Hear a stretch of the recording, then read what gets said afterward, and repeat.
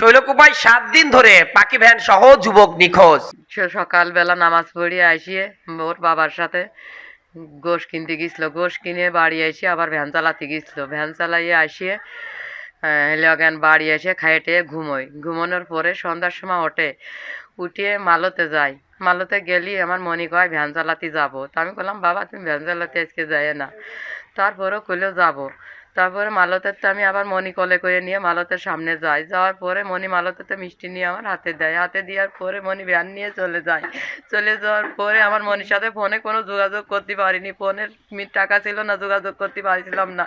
মনির আব্বু একটার সময় বাড়ি এসে ফোন দিতে কইছি, সেখানে তো ফোন বন্ধর পরেতেই বন্ধ। তারপরে আমি স্ট্যান্ডে অনেক গেছি, যাওয়ার পরে খোঁজাখুঁজি করার পরে একেবারেই বন্ধ হয়ে গেছে, আর পাইনি আমার সোনারে।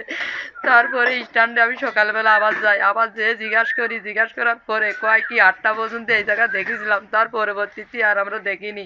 লোক নিয়ে শুনলাম ফাতিলপুরির ওইদিকে যাবে।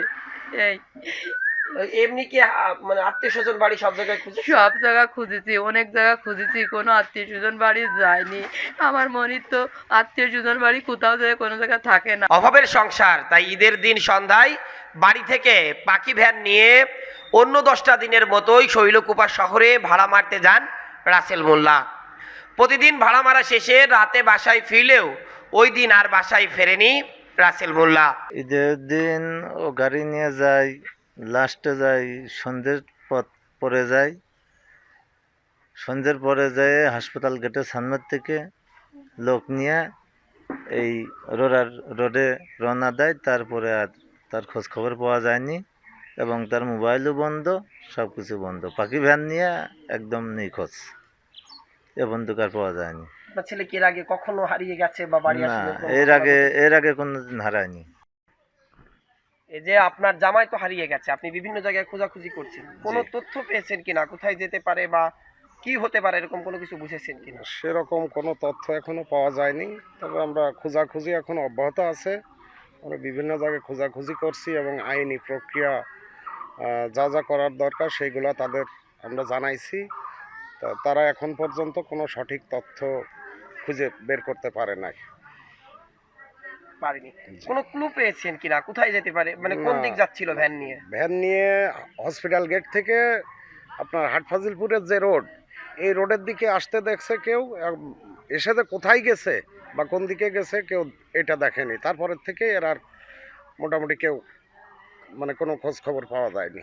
ওই দিন রাত 1টার পর থেকে পরিবারের লোকজন রাসেলের ব্যবহৃত মোবাইল ফোনে কল দিয়ে তাকে খোঁজার চেষ্টা করে, তবে তার ব্যবহৃত মোবাইল ফোনটি তখনই বন্ধ দেখায়।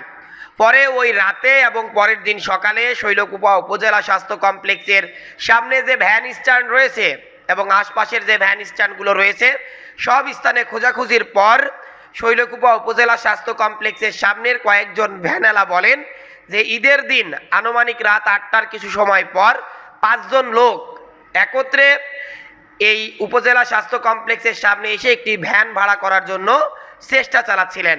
তারা সবার কাছেই বলেছিলেন যে তারা হাটফাজিলপুর যেতে চান, তারা একটু ভাড়াও বেশি দেবেন।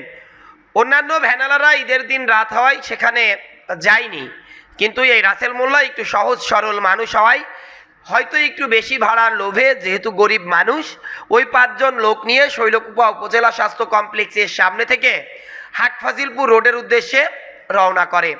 তবে তারপর আর এই রাসেল মোল্লার সাথে কারোর দেখা হয়নি। রাসেল একই উপজেলার ঝাউদিয়া গ্রামের রফিকুল মোল্লার একমাত্র ছেলে।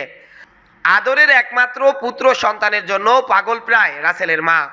এদিকে রাসেলের বাড়িতে গিয়ে জানা যায় রাসেল 2 বছর আগে উপজেলার বিজুলিয়া গ্রামে বিবাহ করেন। রাসেল মোল্লার 1 বছরের একটি পুত্র সন্তানও রয়েছে। এ বিষয়ে শৈলকুপা থানায় একটি সাধারণ ডায়েরিও করা হয়েছে।